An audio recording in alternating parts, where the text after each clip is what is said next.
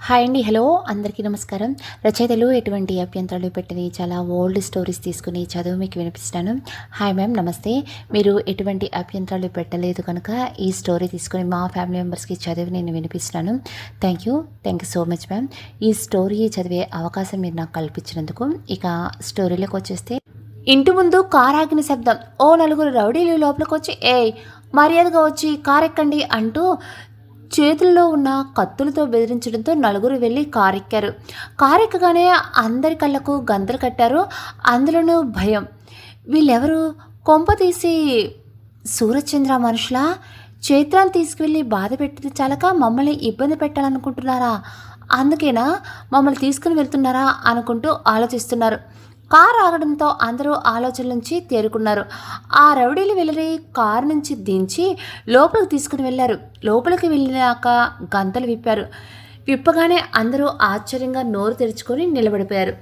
సిటీలోని హాస్పిటల్స్ అని మరోసారి జల్లెడ పెట్టినా ఏం చేయాలో తోచక మళ్ళీ హోటల్ బాట పట్టాడు మసూద్. సూరజ్చంద్రేమో దర్శిని ఎలాగైనా పట్టుకోమని ఆర్డర్ వేశాడు. ఆ హర్షిత్ గడు దాన్ని ఎక్కడ తీసుకుని వెళ్ళాడో తెలీదు. ఎలా అనుకుంటూ ఉండగా అతని బుర్రలో ఫ్లాష్లా వెలిగింది ఓ ఆలోచన. వెంటనే తన ఫోన్ చేసి ఎవరికో ఫోన్ చేశాడు మసూద్.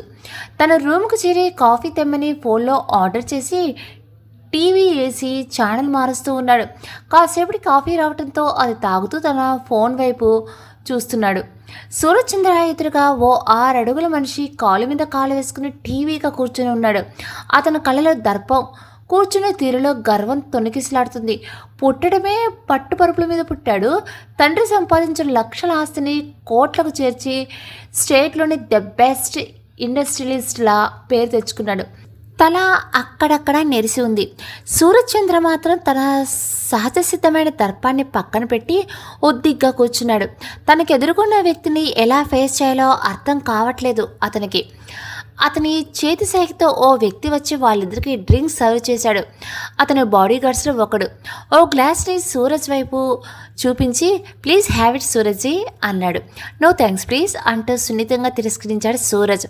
వాట్ మిస్టర్ సూరజ్, మీరు డ్రింక్ చేయటం మానేశారా ఏంటి అన్నాడు అతను. లేదు కానీ తాగే మూడు లేదు. తాగే మూడు లేదా లేక తాగితే అసలు నిజం బయటపడిపోతుందనా అన్నాడు కోపంగా. వాట్, ఏమంటున్నావు? అసలు నిజమా ఏంటది అన్నాడు కాస్త తత్తరపాటుకు గురైన సూరజ్. ఆఫ్టర్ ఆల్ ఒక అమ్మాయిని చంపలేక నానా పాటలు పడుతున్న విషయం నాకెక్కడ తెలిసిపోతుందో అని, అది తెలిస్తే మన డీల్ ఎక్కడ క్యాన్సిల్ చేస్తానో అని ఎక్స్ట్రా అన్నాడు అతను. అసలు నిజం ఇతనికి ఎలా తెలిసిందో తెలియక తలదించుకున్నాడు సూరజ్చంద్ర. కాసేపటికి మసూద్ ఫోన్ మోగింది. వాట్, ఏమంటున్నారు? సరిగ్గా చూసారా? చూడండి మరోసారి. ఎన్నిసార్లు చూసినా ఇదే సమాధానం అన్నా. వాళ్ళెవరూ ఇంట్లో లేరు, ఇంటికి తాళం కూడా వేయలేదు, కానీ తలుపులన్నీ బార్లా తెరిచి ఉన్నాయి. పక్కింటి వాళ్ళని అడిగితే ఎక్కడికి వెళ్ళారో తెలియదని అంటున్నారు అన్నాడు అవతల వ్యక్తి. సరే వచ్చి చావండి, కానీ ఎక్కడికి వెళ్ళినట్టు? ఎవరో వీరికి సహాయం చేస్తున్నారు. ఎవరిది? ఎందుకు సహాయం చేస్తున్నారో అనుకుంటూ ఫోన్ పెట్టేశాడు మసూద్. నువ్వా? ఎందుకు తీసుకుని వచ్చావు మమ్మల్ని? అందరూ ఒకేసారి ఎదురుగా సోఫాలో కూర్చొని ఉన్న గోవర్ధన్ రెడ్డిని చూస్తూ, నేను తీసుకుని రమ్మన్నాను, ఇక మీదట మీరంతా ఇక్కడే ఉండబోతున్నారు అంటూ మాటలు వినిపించాయి. హర్షత్ వచ్చి సోఫాలో గోవర్ధన్ రెడ్డి పక్కనే కూర్చొని అన్నాడు. నువ్వా? ఎందుకు బాబు? వీడెలాంటి వాడో నీకు తెలీదా? వీడి వల్ల చైత్ర ఎన్ని బాధలు పడిందో నీకు తెలీదా అన్నాడు సూరిబాబు. అతని ఎలాంటి వాడైనా ఇప్పుడు అతని వల్ల మనకేం ప్రమాదం లేదు. పైపొచ్చి ఇక్కడ ఉంటేనే చైత్ర సేఫ్గా ఉంటుంది అన్నాడు హర్షిత్. నువ్వేమంటున్నావో మాకు అర్థం కావట్లేదు బాబు అన్నాడు సూరిబాబు ఆశ్చర్యంగా. చైత్ర ఎక్కడ ఉందో చెప్పి తనని కాపాడుకునేలా హెల్ప్ చేసింది తనే. చైత్రకి దెబ్బలు తగిలితే డాక్టర్ని పిలిపించి ట్రీట్మెంట్ ఇప్పించింది తనే. ఎందుకు ఇవన్నీ చేసి చైత్రాన్ని వీడికిచ్చి కట్టబెడుతున్నావా అన్నాడు సూరిబాబు. లేదు, చైత్ర ఎలాగో కాపాడుకోలేకపోయానో కనీసం దర్శిని కాపాడుకోవాలని అన్నాడు గోవర్ధన్ రెడ్డి బాధగా. బాబు ఇతనికి అన్నాడు సూరిబాబు. నిజం తెలుసు అంకుల్, మీరు నాకు చెప్పినప్పుడే తను విన్నాడు అని తర్వాత జరిగింది వివరించాడు హర్షత్ చంద్ర. అతను చెప్పిన విధంగానే బాబు ఇప్పుడు దర్శిని ఏమనాలో తెలియక ఆగిపోయాడు సూరిబాబు. పర్లేదు అంకుల్, ఆమెకి నిజం తెలీదు అని సేఫ్గానే ఉంది, ఆ రూమ్లో రెస్ట్ తీసుకుంటుంది అన్నాడు హర్షిత్.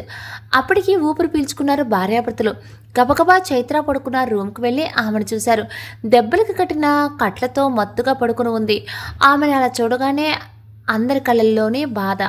ఏమండి, ఎందుకు ఈ బాధలు నా తల్లికి? ఏం పొరపాటు చేసిందని అంది ఏడుస్తూ రాజేశ్వరి. ఇప్పుడు ఏడోకి రాజేశ్వరి, మనకేం భయం లేదు, మన అమ్మాయిని కాపాడుకోవడానికి ఒకళ్ళకి ఇద్దరున్నారు అన్నాడు సూరిబాబు. అవునత్త, నేను తమ్మి ఉండగా మీకెందుకు భయం అన్నాడు గోవర్ధన్ రెడ్డి. అతనిలో ఇంత మార్పు కారణం తన కూతురైన తెలిసి సంతోషపడాలో, ఆమె చనిపోయినందుకు బాధపడాలో అర్థం కాక అలానే ఉండిపోయారు భార్యాభర్తలిద్దరూ.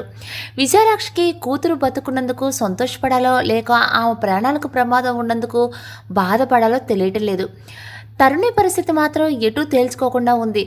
ఇప్పుడు వీడికి తన దర్శిని ఈ పరిస్థితిలో ఉండటానికి కారణం తండ్రి అని తెలిస్తే ఇలా తలా ఒక ఆలోచనలో ఉండగా, తను పడుకుంది కదా, రండి బయటికి అని హర్షత్ అనడంతో అంతా బయటికి వచ్చారు. అందరూ వచ్చి సోఫాలో కూర్చుని ఉన్నారు.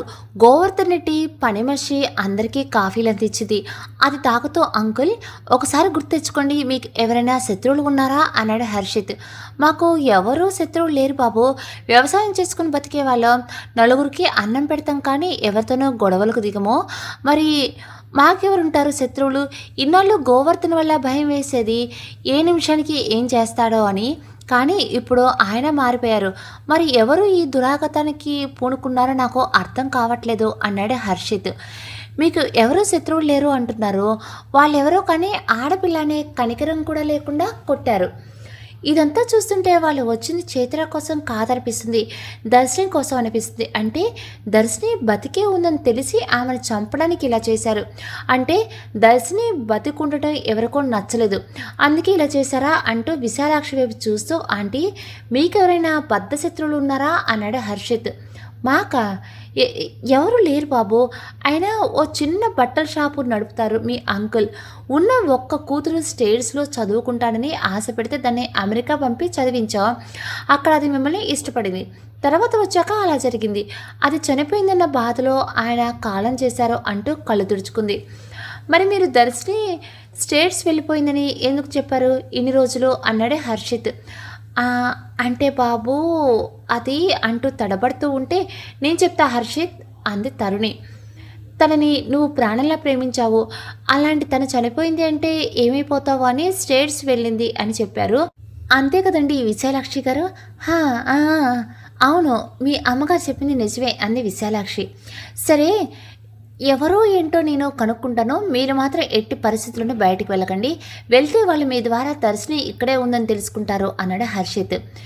తమ్మి, నాకు తెలిసిన పోలీసుడు ఒకడు, వాళ్ళ సాయం ఏదైనా తీసుకుందామా అన్నాడు గోవర్ధన్ రెడ్డి. వీళ్ళు ఇప్పుడు చంపడానికి వచ్చారా లేదా ఇంకా దేనికైనా? అసలు దర్శినికి వీళ్ళకి ఏంటి సంబంధం అది తెలుసుకోవాలంటే ఆ రోజు తను చనిపోయిన రోజు ఏం జరిగిందో తెలుసుకోవాలి.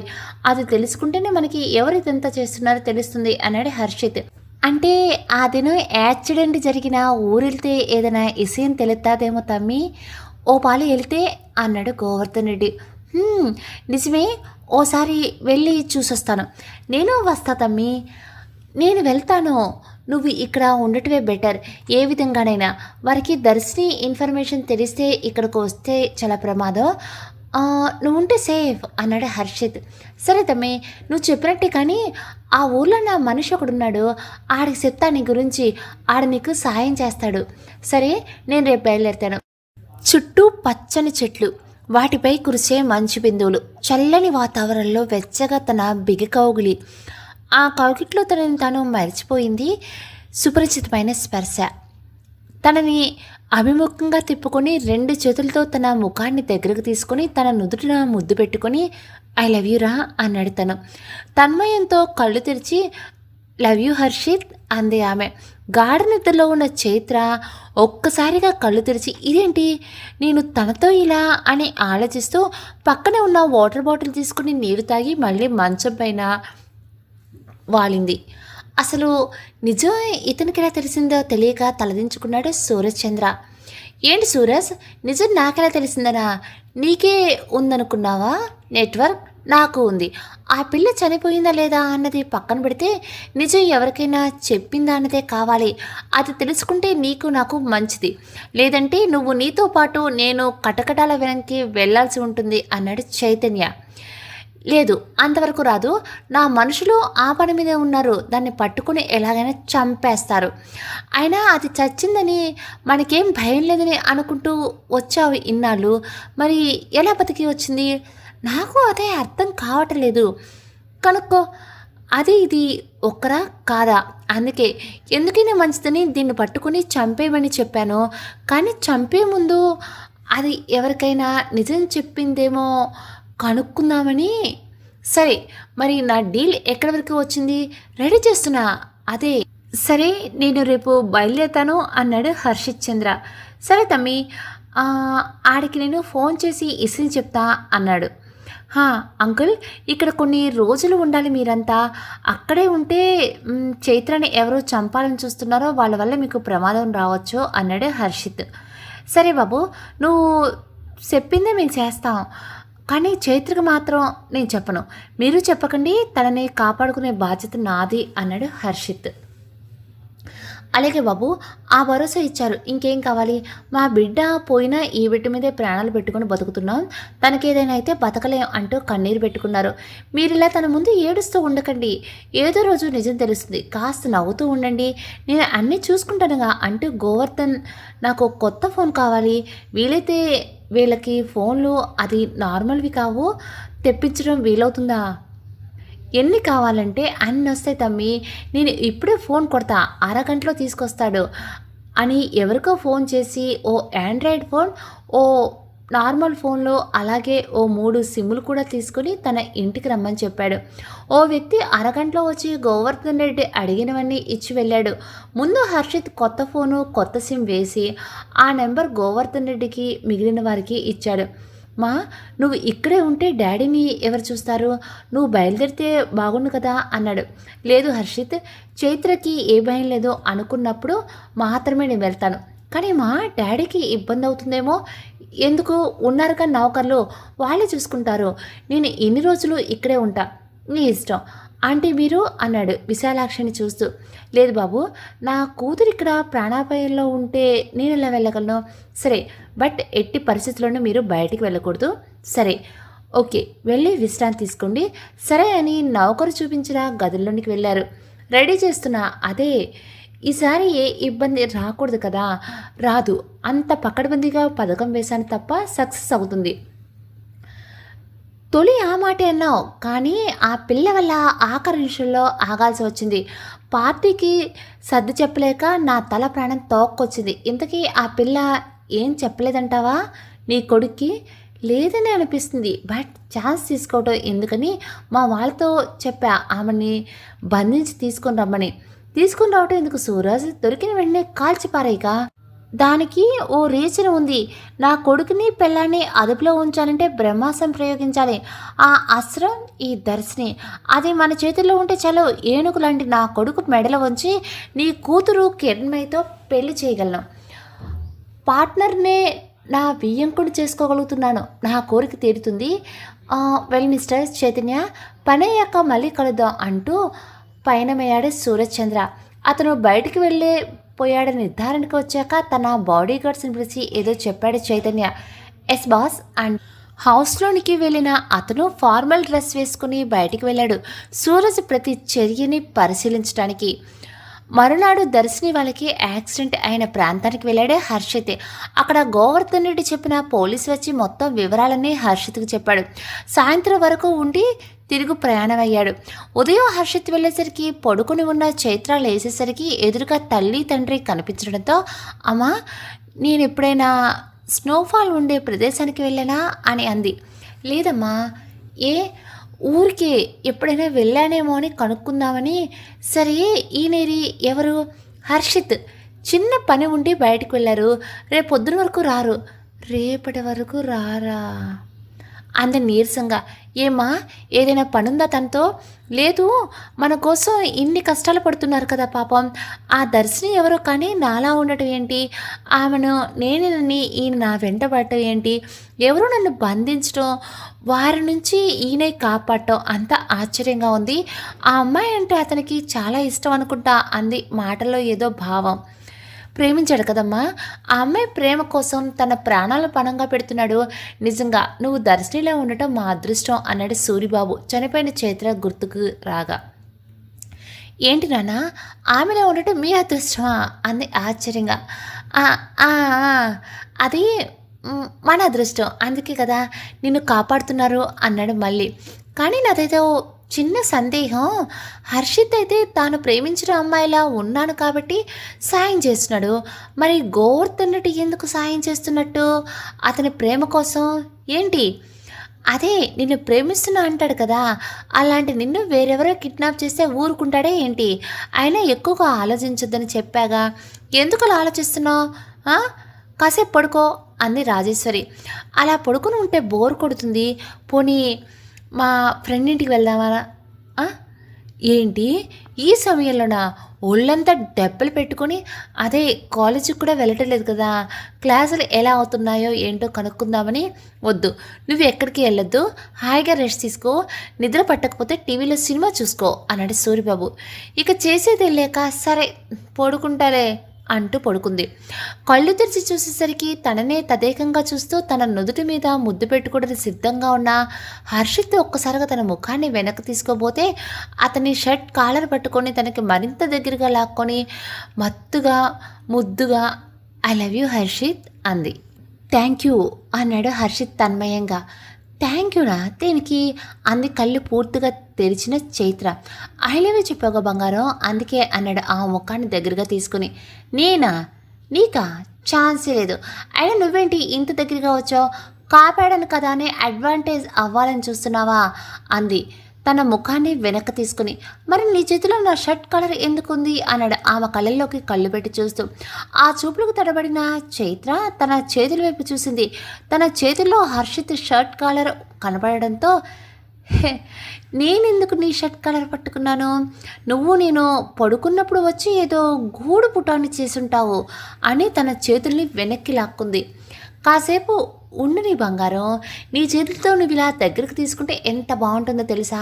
ఎప్పుడో మనిద్దరం ఊటీకి వెళ్ళినప్పుడు ఆ స్నోఫాల్ చూస్తూ తన్మయంతో నన్ను దగ్గరకు తీసుకొని నా నుదుటిన ముద్దు పెట్టిన సంఘటన గుర్తుకు వచ్చింది" అన్నాడు హర్షిత్. "ఏంటి, నువ్వు నేను ఊటీ వెళ్ళావా? మతిగని పోయిందా ఏంటి? నువ్వు నేను ఊటీ వెళ్ళడం ఏంటి? పగటి కళ్ళు ఏమైనా కంటున్నావేంటి? వెళ్ళవయ్యా వెళ్ళు" అంది సినిమాటిక్గా చెయ్యి ఊపుతూ. వీడేంటి కల్లో కనపడినట్టు చెప్పాడు అనుకుంటూ. "హే, భలే అన్నావు, ఇది మళ్ళొసారను" అన్నాడు హర్షిత్ నవ్వుతూ. "ఏదో అన్నాను కానీ నువ్వు వెళ్ళి ఇక్కడి నుంచి" అంది తడబాటును కప్పుపుచ్చుకొని. "అంత కోపం ఎందుకు? సరే కానీ ఎలా ఉంది ఇప్పుడు? నొప్పి తగ్గిందా?" అన్నాడు. "కొంచెం నొప్పిగానే ఉంది" అంది నెమ్మదిగా. "అవునా, టాబ్లెట్స్ వేసుకున్నావా" అని కవర్లు చూసి, ఇలా మెడిసిన్ వేసుకోకుండా ఉంటే ఏమవుతుంది? టైంకి వేసుకోమని చెప్పారు కదా డాక్టర్స్, ఎందుకు వేసుకోవట్లేదు అన్నాడు మందలింపుగా. "నైట్ త్వరగా పడుకొని పోయాను, వేసుకోవటం మర్చిపోయాను" అంది చైత్ర. "అలా ఎలా మర్చిపోతావు? ఇలా అయితే ఎప్పుడు తగ్గుతుంది చెప్పు? ఇంత నిర్లక్ష్యంగా ఉంటే నీ ఆరోగ్యం ఏమవుతుందో అన్న ఆలోచన లేదా నీకు?" "సారీ, ఇక మీదట అలా జరగదు, టైంకి మెడిసిన్ వేసుకుంటాను" అంది సంజయ్షిగా. "అసలు నువ్వు మెడిసిన్ వేసుకోకపోతే మీ అమ్మ నాన్న ఏం చేస్తున్నారు?" "ఆంటీ, అంకుల్" అన్నాడు కోపంగా. హాల్లో కూర్చుని ఉన్న పరుగును వచ్చి, "ఏంటి బాబు, ఏమైంది?" అన్నారు. "తన నైట్ మెడిసిన్ వేసుకోకుండా పడుకుంది, తను మర్చిపోయినా మీరు గుర్తు చేసి వేయాలి కదా. కూతురికి ఏమవుతుందో, ఎవరు వెనకపడి కిడ్నాప్ చేశారో తెలియని భయంతో వాళ్ళు మర్చిపోయి ఉంటారు. వాళ్ళిద్దరూ మర్చిపోతే మర్చిపోయారు, మరి మీ ఇద్దరు ఏం చేస్తున్నట్టు? మీరైనా దగ్గరుండి తనని చూసుకోవాలి కదా. ఒక్కరోజు నేను లేకపోయేసరికి ఇలా చేస్తారా?" అన్నాడు కోపంగా. నలుగురు తలలు వంచుకొని నిలబడ్డారు. "వాళ్ళకి ఎందుకు తిడతారు? నాదే తప్పు, ఈసారి అలా జరగదు. టైంకి మెడిసిన్ వేసుకుంటాను, వాళ్ళని ఏమీ అనకండి, పాపం ముఖాలు ఎలా మాడిపోయాయో చూడండి" అంది. "హ్మ్, అలా ఫేసులు పెడితే చూడటానికి బాలేదు. తనకి మెడిసిన్ వేయలేదనే కోపంలో అలా అన్నాను. తనని జాగ్రత్తగా చూసుకోలేదనే బాధలో అలా అనేశాను అంతే" అన్నాడు. "సరే బాబు, మేము సమయానికి వేస్తాం మందులు, సరేనా" అన్నారు అందరూ ఒకేసారి. "సరే, జాగ్రత్తగా చూసుకోవాలి కానీ ఇలా మర్చిపోకండి" అంటూ బయటికి వెళ్ళి సోఫాలో కూర్చొని దీర్ఘంగా ఆలోచిస్తూ ఉన్నాడు. "ఏంటి తమ్మీ అట్టా ఆలోచిస్తున్నావు? అమ్మి కోసమేనా?" అన్నాడు గోవర్ధన్ రెడ్డి. "అవును గోవర్ధన్, అది ఎంతలా ప్రేమించిందో తెలుసా నన్ను. నేను తన వైపు చూడకపోయినా, తనతో మాట్లాడకపోయినా క్షణం కూడా ఉండేది కాదు. నన్నెందుకు అవాయిడ్ చేస్తున్నావంటూ గొడవ పడేది. ఇప్పుడు నేను పక్కన ఉంటే ఒప్పుకోవటం లేదు, నాతో మాట్లాడటానికి నచ్చటం లేదు. అదే బాధగా ఉంటుంది" అన్నాడు హర్షిత్. "బాధపడకు తమ్మి, అమ్మికి ఈరోజు కాకపోతే రేపైనా గతం గుర్తొస్తుంది. కానీ ఈలోపు మనం ఆ సంపినోడిని చూసినోడో వివరాలు కనుక్కోవాలి." ఆలోచిస్తున్నా. ఆ రోజు తనని కిడ్నాప్ చేసిన వాళ్ళని పట్టుకుంటే ఏదైనా వివరాలు తెలుస్తాయేమో." "అవును తమ్మి, కానీ వాళ్ళని నువ్వు చూసినావా సరిగ్గా? అంత టైం ఎక్కడిది? కనపడిన వాళ్ళందరినీ కొట్టి తనని బయటికి తీసుకొని వచ్చాను. నాకు తెలుసులే నీ స్పీడు. బేసిక్గా ఇలాంటి కిడ్నాప్లు, మర్డర్లు సిటీలో ఎవరు చేస్తుంటారు? ఐ మీన్ మీ బ్యాచ్ కాకుండా ఇంకేమైనా ఉన్నారా?" "ఉన్నారు తమ్మి, Mallesh gang, Yadav batch, Christopher batch." "ఏం తమ్మి, వాళ్ళందరూ ఎందుకు? వాళ్ళు ఒకసారి ఇక్కడికి పిలవగలవా?" "సరే తమ్మి, పిలుస్తా, కానీ వాళ్ళని నేనే డీల్ చేస్తా. నువ్వు అడిగితే ఇందులో ఎవరైనా వాళ్ళకి హెల్ప్ చేసే వాళ్ళు ఉంటే మళ్ళీ విషయం వాళ్ళకి చెప్తారు" అన్నాడు గోవర్ధన్ రెడ్డి. "సరే, కానీ నువ్వు వాళ్ళతో మాట్లాడేదంతా నేను చూసేలా ఏర్పాటు చేయగలవా? వీడియో రికార్డింగ్ పెట్టించి నువ్వు అంతా చూసేలా చేస్తా తమ్మి. కానీ ఇంతెందుకు చెప్తా, దాంతోపాటు సెల్కి ఇయర్ బడ్స్ తెప్పించు." "గోవర్ధన్, నిన్నేమైనా ఇబ్బంది పెడుతున్నానా?" "చా, ఇబ్బంది లేదు తమ్మి, అమ్మీని కాపాడుకోవటం నా బాధ్యత. నువ్వేం అడిగావో అవన్నీ క్షణాల్లో నీ ముందుకు వస్తాయి" అంటూ ఫోన్లో హర్షిత్ చెప్పినవన్నీ తెప్పొచ్చమని చెప్పాడు. ఆ తర్వాత ఎవరికో ఫోన్ చేసి అరగంట కల్లా తన ముందు నిలబడాలి అని చెప్పాడు. అతను చెప్పినట్టే అరగంటలో అన్ని ఏర్పాట్లు పూర్తయ్యాయి. ఆ బ్యాచ్లో వాళ్ళంతా వచ్చి గోవర్ధన్ ముందు నిల్చున్నారు. "ఏంది గోవర్ధన్ అన్నా, ఉన్న ఫలానా రమ్మని చెప్పినావు" అన్నారు అందరూ. "రే, నా మనిషి అదే కాలేజీ పోరి చైత్ర కనపడటం లేదురా. ఎవరో ఏదో చేశారు. వాళ్ళింటికి వెళ్ళి అడిగితే వాళ్ళు మాకు తెలవదు, నువ్వే ఏదో చేసావని అంటున్నారు. నాకేం తోచడం లేదురా. అందుకే మీ హెల్ప్ తీసుకుందామని పిలిచాను. మీ ఏరియాలో నా పోరు గురించి వాకప్ చేయండి. అలాగే కిడ్నాప్ చేసిన వాళ్ళని మీ వాళ్ళు ఎవరైనా ఉంటే." "వాళ్ళు ఎవరుంటారన్నా? అయినా నీ పోరని తెలిసి ముట్టుకునే ధైర్యం ఓలుకుంటుంది చెప్పు" అన్నాడు మల్లేష్. "నిజమే కదా" అన్నాడు క్రిస్టోఫర్. "ఆవు అన్నా, నీ జోలికి వస్తే ఏటవుతుందో తెలీదా" అన్నాడు యాదయ్య. అందరికీ చైత్ర ఫోటోలు ఇచ్చి, "ఇది నా అమ్మి ఫోటో, జాగ్రత్తగా చూడండి. ఎక్కడైనా కనిపిస్తే నాకు వెంటనే ఫోన్ చేయండి" అన్నాడు. "అట్టగే అన్నా." "సరే గోవర్ధన్, ఆ గ్రీన్ కలర్ వాడు, ఆ రైట్ నుంచి మూడో వాడు, ఈ లెఫ్ట్లో ఫస్ట్ వాడు, ఆ లాంగ్ హెయిర్తో గల్ల చొక్కా వేసుకున్నవాడు, వీరి నుంచి మిగతావన్నీ పంపించే" అన్నాడు హర్షత్ బ్లూటూత్లో. అతను చెప్పిన వాళ్ళని ఉండమని చెప్పి మిగతా వాళ్ళని పంపించేశాడు గోవర్ధన్. వాళ్ళని సరాసరి హర్షిత్ ఉన్న గదికి తీసుకుని వెళ్ళాడు. హర్షిత్ని చూడగానే వాళ్ళ కళ్ళల్లో భయం కొట్టొచ్చినట్లు కనిపిస్తుంది. "తమ్మి, తీసుకొచ్చిన, ఇక నీ ఇష్టం. వీళ్ళని ఏం చేసినా అడిగేటోళ్ళు లేరు. చస్తే కాటికి తీసుకెళ్ళడానికి ఎవరూ లేరు, రారు. నీకేం కావాలో అది రాబట్టుకో" అంటూ బయటికి వెళ్ళాడు. "రే, ఇప్పుడు చెప్పండి రా, చైత్ర ఫోటో చూడగానే ఎందుకు భయపడ్డారు?" మేమెందుకు భయపడతాం" అన్నారు వాళ్ళు. "అవునా, మరెందుకురా మీ గొంతు అలా వణుకుతుంది? మర్యాదగా నిజం చెప్పారా? సరే సరే, లేదంటే చైత్రాన్ని కిడ్నాప్ చేసిన వాళ్ళు కాసిన దెబ్బలు చూడండి ఒకసారి." "అంతెందుకు, మీ గోవర్ధనానికి ఈ మధ్య దెబ్బలు తగిలాయి కదా." "కొట్టింది ఎవరో కాదు, నేనే. కావాలంటే పిలుస్తా, తనే చెప్తాడు." "గోవర్ధన్, ఓసారి ఇలా రారా" అన్నాడు. చెప్పు తమ్మి, ఏంది కదా, వీళ్ళు చెప్పడం లేదా ఈ విషయం?" "కాదు, వీళ్ళకో విషయం చెప్పాను, నమ్మటం లేదు. రుజువు కోసం మిమ్మల్ని పిలిచాను. నిన్ను కొట్టింది ఎవరు? ఆ ముఖంపై ఉన్న ప్లాస్టర్ ఏంటి? దాని కథ కూతంతా వీళ్ళకి చెప్పు." "అవురా, తమ్మి నన్ను నా మనుషులు కొట్టిండు. ఓ నెల రోజుల దాకా మనుషులు కాలేకపోయాను. ఇప్పటికీ మా వాళ్ళలో కొందరు హాస్పిటల్లో ఉన్నారు. అది వాడి పంచ్ పవర్. ఏదో ఆలోచనలో ఉన్నప్పుడు కొడితేనే ఇన్ని రోజులు మూలన పడ్డాను. ఒకవేళ కావాలని కొడితే ఇంకా బతకడం జరగదు. నిజం చెప్పండి, బతికిపోతారు, లేదంటే మిమ్మల్ని ఎవరూ కాపాడలేరు అన్నాడు గోవర్ధన్ రెడ్డి. అంత పెద్ద రవిడీలా అలా చెప్పేసరికి వాళ్ళ కాళ్ళ కింద భూమి కంపించినట్టు అనిపించి వనకటం మొదలుపెట్టారు. అన్న నిజం చెప్తా అన్నాడు ఒకడు. ఆ రోజు కాలేజీ బస్సు డ్రైవర్ని కొట్టి ఆ బస్సు నడిపింది నేను. ఆమె కిడ్నాప్ చేసి ఉంచిన స్థలం ఆ దోసిది ఇంకొకడు. ఆ అమ్మి ఎవరో పొగుడుతుందని కోపం వచ్చి తనను కొట్టడానికి వెళ్ళింది నేను అన్నాడు ఇంకొకడు. అలా తల ఒక్కొక్కరు తమ ఏం చేశారో చెప్పారు. అది కాదురా, అసలు మీకు ఆమెని కిడ్నాప్ చేయమని ఎవరు చెప్పారు? దీనంతటికీ కారణం ఎవరు? అది మాకు కావాలి అన్నా. ఓ రోజు మేము బార్లో బాగా తాగి బిల్ కట్టడానికి డబ్బులు లేక ఇబ్బంది పడితే ఒకడు వచ్చి ఆ బిల్ పే చేశాడు. థ్యాంక్స్ కాదు, నాకు కావాల్సింది నేను చెప్పింది చేస్తే మనిషికి 5 లక్షలు ఇస్తాను అన్నాడు. ఒకేసారి 5 లక్షలు వస్తాయనేసరికి మాకు ఆశ పరిగి ఒప్పుకున్నాము. ముందు బస్ డ్రైవర్ని కొట్టి ఆ బస్సుని డ్రైవ్ చేసుకుంటూ ఆమె రోజు ఎక్కే బస్ స్టాప్కి తీసుకుని వచ్చాము. వెనకే మీరు ఎక్కబోతుండే మాకు పని అప్పగించిన వాడే మిమ్మల్ని తన్నాడు. బస్ కొంత దూరం వెళ్ళేసరికి ఓ కారు వచ్చింది. అందులో ఆమెను ఎక్కించి బస్సుని ఎక్కడి నుంచి తెచ్చామో అక్కడ తీసుకుని వెళ్ళి వదిలేద్దామని వెళ్ళాము. నేను అలానే చేశాను అని చెప్పడం ముగించాడు మొదటివాడు. ఆ పిల్లని ఉంచడానికి స్థలం నేను చూసిన వారికి అవసరమైన మందు తిండి తేవడానికి వెళ్ళాను. అంతలోనే నువ్వు వచ్చి ఆ పిల్లని తీసుకుని వెళ్ళిపోయావు. రెండోవాడి సమాధానం. అన్నా, ఆ పిల్ల ఎవరినో తెగ పొగుడుతూ ఉంటే కోపంతో కొట్టి వెళ్ళాను. తలుపు తీసేసరికి నన్ను కొట్టి పోయింది. అది కొట్టిన దెబ్బకి నా తల దిమ్మెక్కిపోయింది. దాంతో డాక్టర్ దగ్గరికి వెళ్ళిపోయినా అన్నాడు మూడోవాడు. రే, నేను అడిగిందేంటి, మీరు చెప్పేదేంటి? నా కిడ్నాప్ చేయించింది ఎవడో తెలియాలి, వాడి కోసం చెప్పండి. అమ్మ తోడన్నా, వాడిని చూడటం అదే ఫస్ట్ టైం. వాడిని చూస్తే గుర్తుపడతారా? చెప్పడరా, వాడిని చూస్తే గుర్తుపడతారా?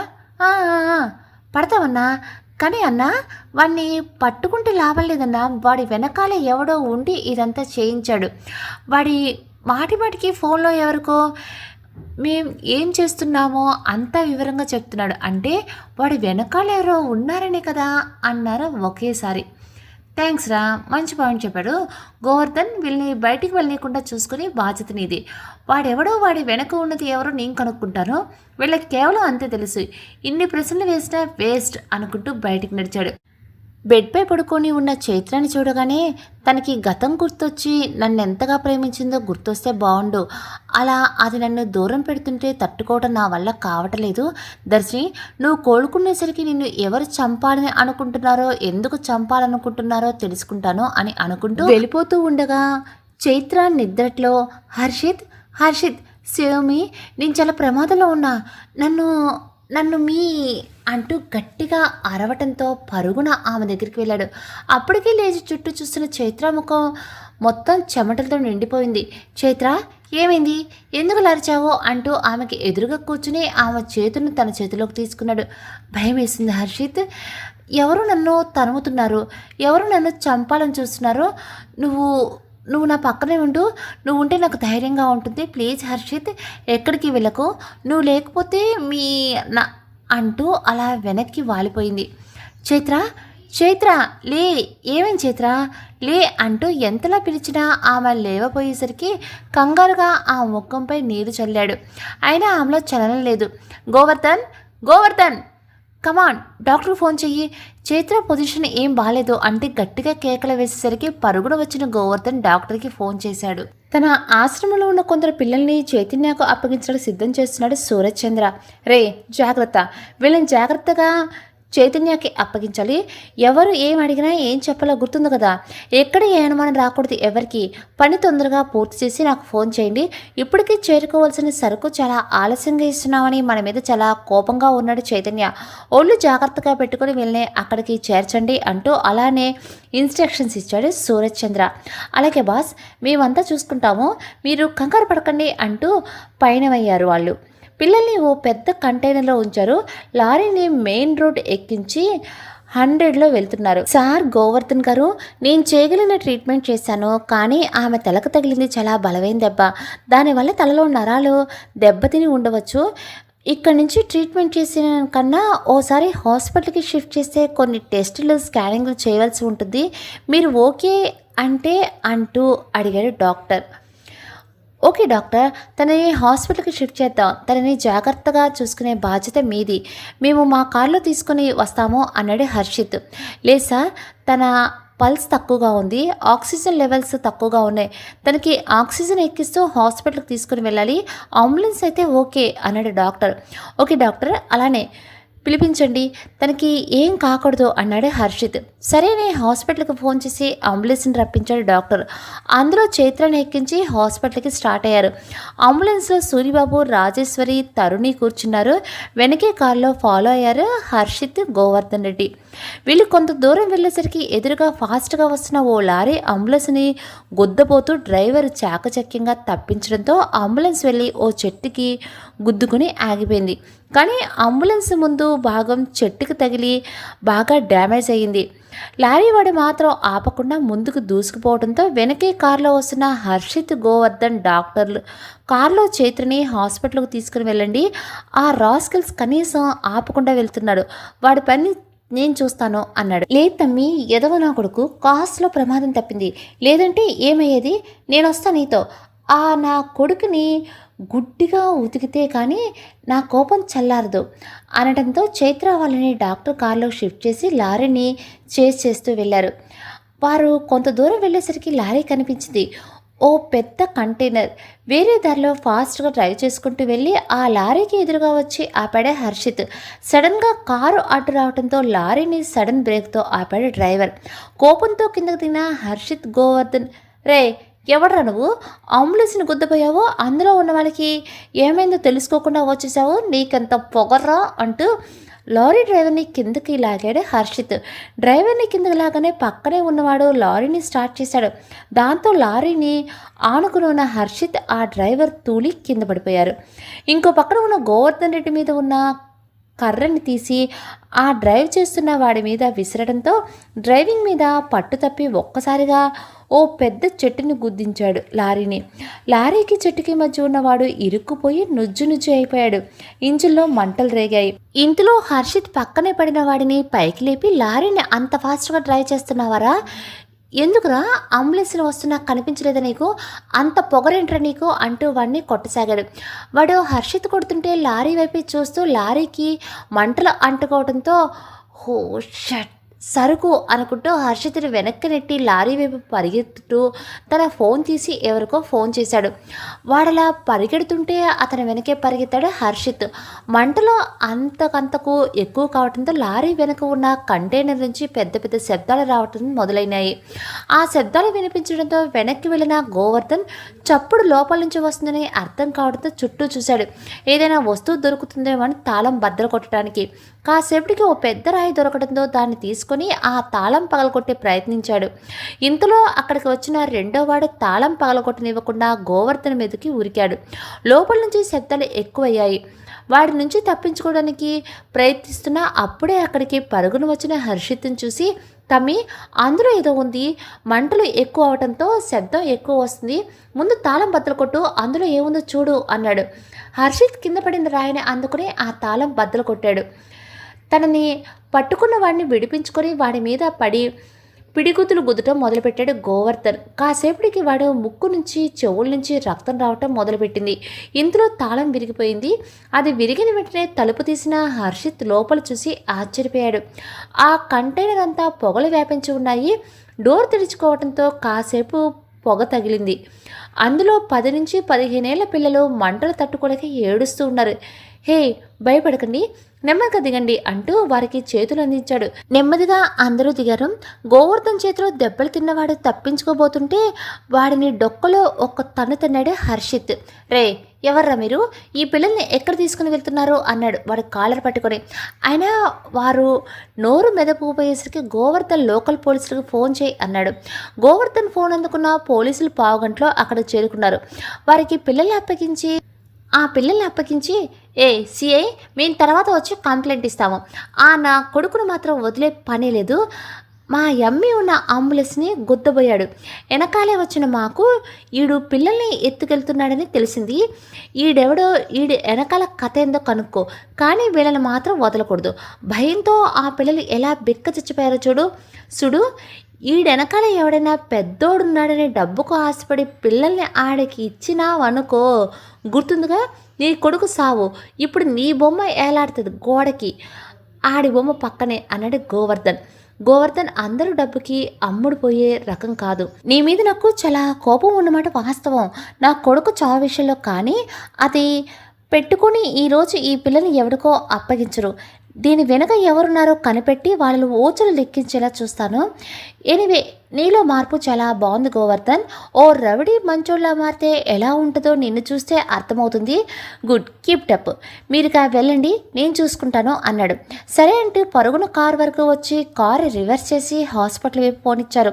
అక్కడ వాతావరణం చూడగానే ఇద్దరూ నీరు గారిపోయారు. ఎవరో వచ్చి తమను కొట్టి చైత్రను పట్టుకెళ్లారని సూరిబాబు తదితరులు చెప్పడంతో నీరసంగా కుర్చీలో కూలబడిపోయాడు హర్షిత్. ఇలా నిన్నింత సెక్యూర్గా ఉంచినా కూడా నీకోసం ఎలా తెలిసింది వాళ్ళకి? అసలు నువ్వు ఈ హాస్పిటల్లో ఉన్నావని ఎలా తెలిసింది అని అనుకుంటూ ఒక్క ఉదుటిని పైకి లేచి డాక్టర్ దగ్గరికి వెళ్ళి అతను కాలర్ పట్టుకున్నాడు. చెప్పు, దర్శిని కోసం ఎలా తెలిసింది వాళ్ళకి అన్నాడు కోపంగా. అదేం తమ్మి, డాక్టర్ కాలర్ ఎందుకు పట్టుకున్నావు? వాళ్ళకి తెలిసి వచ్చి పట్టుకు వెళ్ళిపోయారేమో అన్నాడు. హర్షిత్ వెనకే పరుగున వచ్చిన గోవర్ధన్ రెడ్డి. లేదు గోవర్ధన్ రెడ్డి, నిజం తెలుసు. దర్శిని ఎవరు పట్టుకెళ్లారో వీడికే బాగా తెలుసు అన్నాడు అతను గొంతు పట్టుకొని. లేదు సార్, నాకేం తెలియదు సార్, నిజం సార్ అంటూ బతిమలాడుతూ అన్నాడు డాక్టర్. తమ్మి, తనకు తెలవదంటున్నాడు కదా, వదిలే. మనం ఇప్పుడు ఆవేశంతో కాదు, ఆలోచనతో చూడాలి. అమ్మి ఎక్కడుందో తెలుసుకోవాలి అంటూ అతను వెనక్కి లాగాడు గోవర్ధన్ రెడ్డి. ఎలా తెలుసుకోవాలి గోవర్ధన్? అన్ని విధాలుగా ప్రయత్నాలు చేసినా వాడెవడో ఏంటో నాకు తెలియలేదు. దర్శిని నాతో ఉంటే ఎలాగోలా తెలుసుకునేవాడిని, కానీ వాడెవడో తను ఎక్కడుందో కనిపెట్టి తనని పట్టుకొని వెళ్ళిపోయాడు. ఇదంతా చూస్తుంటే ఎవరిని నమ్మాలో ఎవరిని నమ్మకూడదో నాకు అర్థం కావట్లేదో అన్నాడు బాధగా తల వంచుకొని. అలా కూర్చుని అతను భుజం మీద ఎవరితో చెయ్యి పడేసరికి తల పైకెత్తి చూశాడు. ఎదురుగా తల్లి. ఆమెను చూడగానే అతనిలో దుఃఖం కట్టలు తెంచుకొచ్చింది. చిన్న పిల్లల్లా ఏడుస్తూ ఆమెని నడుం చుట్టూ చేతులు వేశాడు. హర్షిత్, ఇలా ఏడుస్తూ ఉంటే దర్శిని ఎలా కాపాడుకుంటావు? వెళ్ళు, తనని కాపాడి తీసుకురా అంది అతని భుజాల మీద చేయి వేసి. కానీ మా ఎలా తెచ్చేది? ఎవరు తీసుకుని వెళ్ళారో తెలియకుండా? నాకు తెలుసు అంది తరుణి నిశ్చలంగా. వాట్, నీకు తెలుసా? ఎవరు తీసుకుని వెళ్ళారు, ఎందుకు తీసుకెళ్లారో చెప్పు అంటూ పైకి లేచి ఆ భుజాలను కదుపుతూ అడిగాడు. మీ డాడీ మనిషి మసూద్. వాట్, డాడీ మనిషి మసూద్నా? కానీ మా వాడెందుకు తీసుకుని వెళ్ళాడు? అసలు ఏం జరుగుతుందో చెప్పు. దర్శినికి ప్రమాదం ఎటువైపు నుంచో తెలియక ఇన్నాళ్ళ నుంచి నువ్వు పిచ్చోళ్ళలో తిరుగుతున్నావు కదా, తనకి ప్రాణహాని ఎవరి నుంచో తెలుసా? మీ డాడీ నుంచే. వాట్, డాడీ నుంచా? అసలు డాడీకి ఏంటి అవసరం? దర్శిని ఎందుకు చంపాలనుకుంటున్నారు? క్లియర్గా చెప్పమ్మా. తరుణి మొత్తం వివరంగా చెప్పి, ఓ 10 నిమిషాల ముందు మీ డాడీ ఫోన్ చేశారు నాకు. ఏంటి తరుణి, ఇద్దరు బాగానే కాపాడుకుంటున్నారు కదా, దాన్ని ఎంత భద్రంగా దాచిపెట్టినా దాన్ని చంపే తీరుతాను. ఇన్నాళ్ళు అది నిజం హర్షిత్కి చెప్పలేదనుకుంటున్నా, కానీ అది చెప్పేసింది. అందుకే వాడు వెంటబడి మళ్ళీ వెళ్ళి నేను పంపిస్తున్న సరుకుని పట్టుకొని పోలీసులకు అప్పగించి నాకు చాలా నష్టం కలిగేలా చేశాడు. ఇక దాన్ని వదిలే ప్రసక్తే లేదు. ఎక్కడున్నా పట్టుకొని తీరుతాను. నాకింత నష్టం కలిగించిన హర్షిత్ని వదలను. కన్న బిడ్డైనా కట్టుకున్న పిల్లవైనా నాకు అడ్డు రానంత వరకే. నన్ను అడ్డుకుని నువ్వెన్ని ప్రయత్నాలు చేసినా దాన్ని వదిలిపెట్టేది లేదు. చంపి తీరతాను అన్నాడు కోపంగా సూరజ్చంద్ర. నువ్వేం చేయలేవు. నా కొడుకు దగ్గర నుంచి తనని తీసుకుని వెళ్ళడం నీ తరం కాదు, కోపం కాదు తరుణి. అందుకినా పిరికి పందిల దాన్ని ఎక్కడో దాచిపెట్టి నాటకాలు ఆడుతున్నాడు నీ కొడుకు. అసలు ఏ కొడుకైనా తండ్రిని వ్యతిరేకిస్తాడా? నాకు డౌటు, వాడు అసలు నా కొడుకైనా లేక. సూరజ్, ఏం మాట్లాడుతున్నావు? నువ్వు నీతిమోడిని వాడని అందరూ అలానే ఉంటారనుకోకు. వాడు నా బిడ్డ.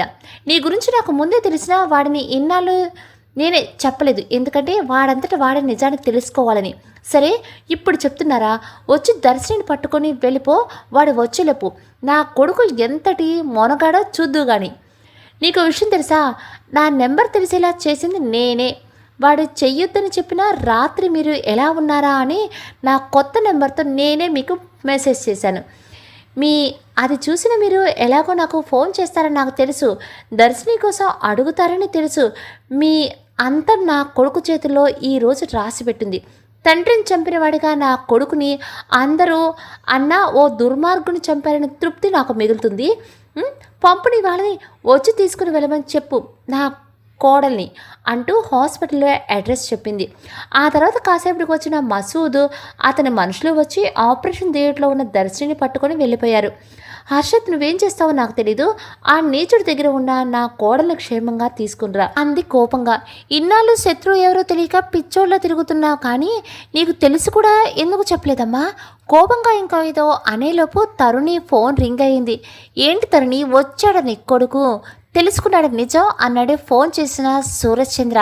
సూరజ్, తను అసలు దర్శినియే కాదు, తనని ఇబ్బంది పెట్టకుండా వదిలే ప్లీజ్ అంది తరుణి. ఏంటి కొత్త నాటకమా? నీ నాటకాలు నా దగ్గర కావు. దాన్ని తీసుకుని వచ్చినప్పటి నుంచి హర్షిత్ సేమి అంటూనే ఉంది, మత్తులో ఉన్నా కూడా. అదే దర్శిని అనటానికి ఇదొక్కటి చాలు. ఇప్పుడు దీన్ని చంపేయచ్చు, కానీ నాకు ఇప్పుడు దీని ప్రాణాలు ఇంపార్టెంట్ కాదు. నీ కొడుకు పోలీసులకు పట్టించాడే నేను పంపిన సరుకు, అది కావాలి నాకు. దాన్ని కానీ నీ కొడుకు నాకు అప్పగిస్తే దీన్ని మీకు అప్పగిస్తాను, లేదంటే దీన్ని చంపేస్తాను. ఆ వెంటనే నా కొడుకుని చంపేస్తా. 10 నిమిషాల టైం, లేదంటే దీని ప్రాణాలు గాల్లో కలిసిపోతాయి. దీనికోసం ఏమైనా చేస్తాడుగా నీ కొడుకు. నా సరుకు నాకు అప్పగించమను అంటూ ఫోన్ పెట్టేశాడు సూరజ్. హర్షిత్ ఇప్పుడు ఎలా? తన ప్లేస్లో కూడా చెప్పకుండా పెట్టేశాడే అంత తరుణి కంగారుగా. నువ్వు కంగారు పడుకుమా, నేను దర్శన్ తీసుకుని వస్తాను అంటూ. సార్, డాక్టర్ తను మిస్ అయిందన్న బాధలో అలా ప్రవర్తించాను. తనకి ఎన్ని గంటల్లో ఆపరేషన్ చేయాలి అన్నాడు హర్షిత్.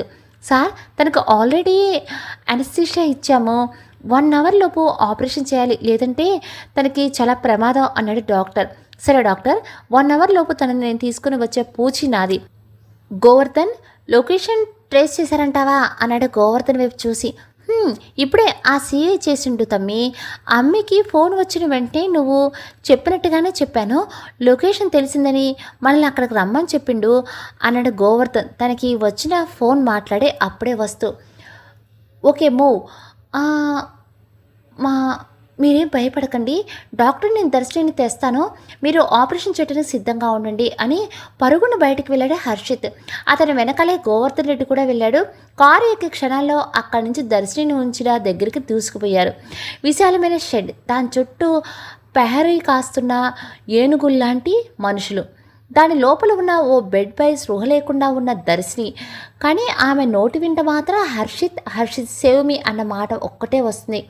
ఆమె బెడ్కి ఎదురుగా 2 కుర్చీలు సూరజ్ చంద్ర, చాణక్య. వారిద్దరు వెనుక జమాచెట్టి లాంటి మనుషులు, వారికి ఓ పక్క మసూద్. నా కొడుకుని తక్కువ అంచనా వేకు, ఇన్ని రోజులు కనీసం దాని జాడ కూడా తెలియనివ్వలేదు.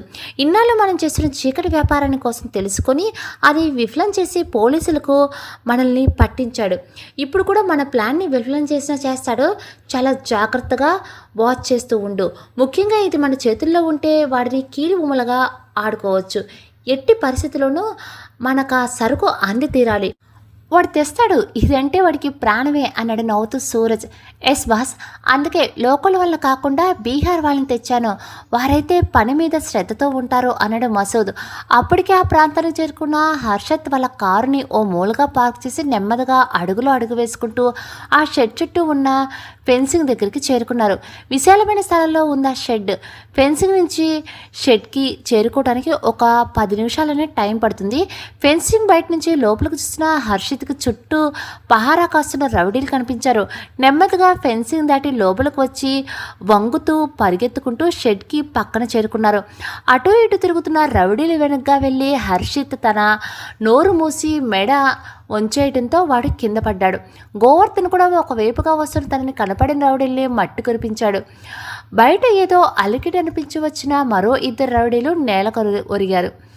ఒకేసారి లోపలికి వచ్చారు హర్షిత్, గోవర్ధన్లు.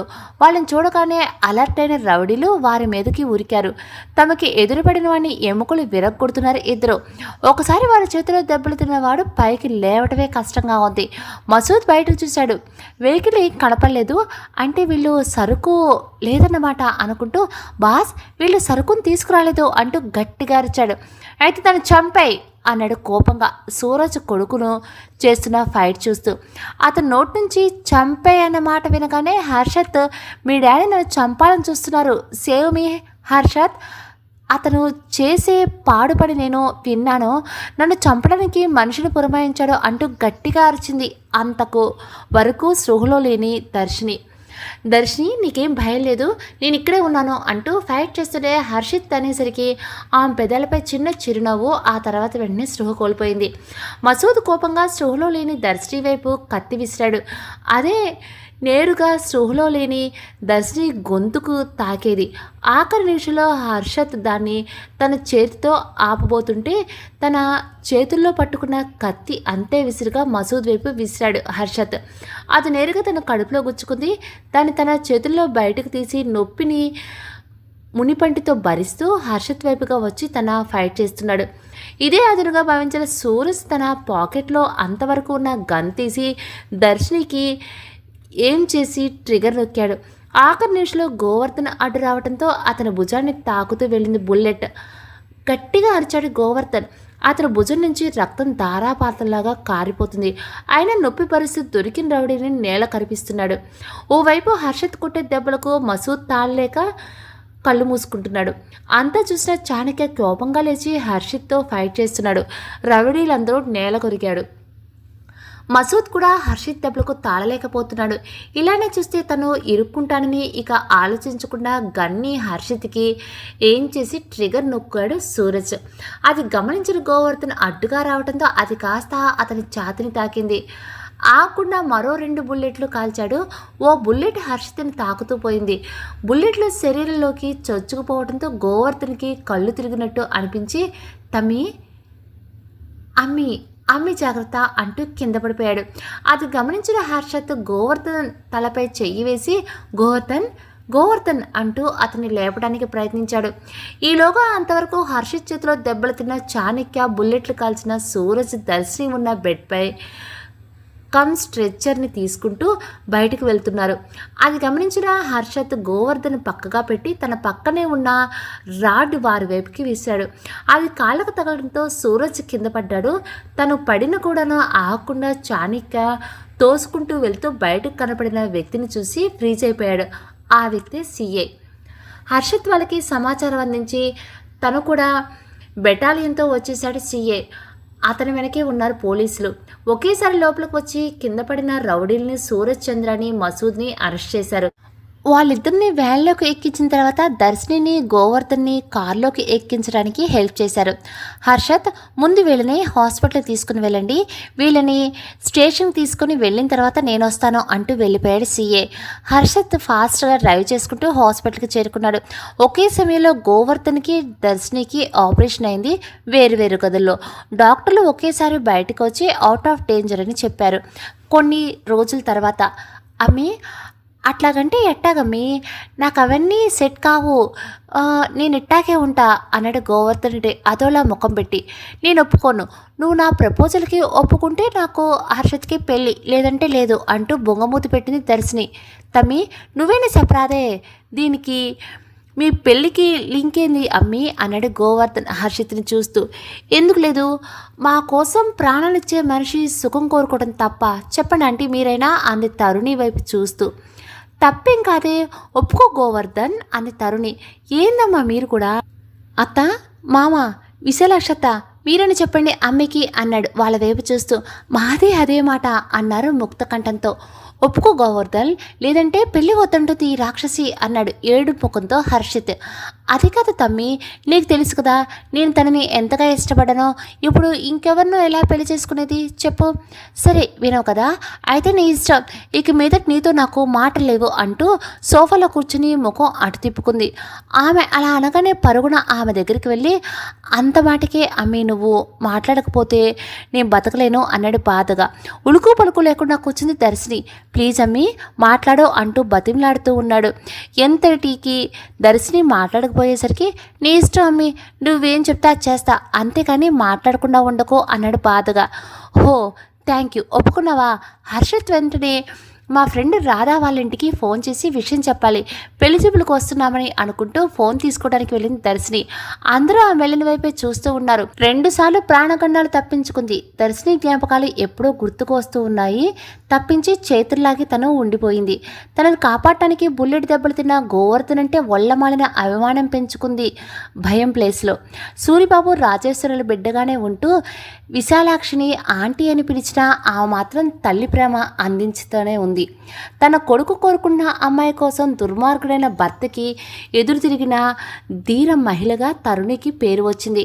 పోలీసులు అరెస్ట్ చేసిన సూరజ్ చంద్ర, చాణక్య తదితరులు విచారణ చేసి సూరజ్ చాణక్యులకు జీవిత ఖైదు, బస్సును లోయలో పడేలా చేసిన చాలామంది ప్రాణాలు బలిగొన్న మసూద్కి ఊరి మిగిలిన వారికి చెరో 5 ఏళ్లు జైలు శిక్ష వేశారు. సూరచంద్ర నడిపిస్తున్న ఆశ్రమంలో పిల్లలకు హర్షత్ అండగా నిలిచి వారి ఆలనా పాలన చూసుకోవటం మొదలుపెట్టేశాడు. హర్షిత్ తండ్రి ఆస్తిని ముట్టుకోకుండా తన సొంత బిజినెస్ని మొదలుపెట్టాడు. ఓ మంచి రోజున హర్షత్ చంద్ర చైత్ర అలియాస్ దర్శిని గోవర్ధన్ రెడ్డి రాధా జంటగా మారారు. ఇక ఇప్పుడే ఈ ఇద్దరు జంటల జీవిత ప్రయాణం అనేది మొదలైంది. అలానే మన పాత స్టోరీ ఇప్పుడే సమాప్తమైపోయింది అన్నట్టు. ఈ స్టోరీ మీకు నచ్చితే కనుక ఒక చిన్న లైక్ చేయండి. మీలా ఇలా స్టోరీస్ వినేవాళ్ళు ఎవరైనా ఉంటే మన ఛానల్ని ఫార్వర్డ్ చేయండి. రేపు ఓ మంచి స్టోరీతో మిమ్మల్ని అందరూ నేను కలుస్తాను. అంతవరకు నమస్తే.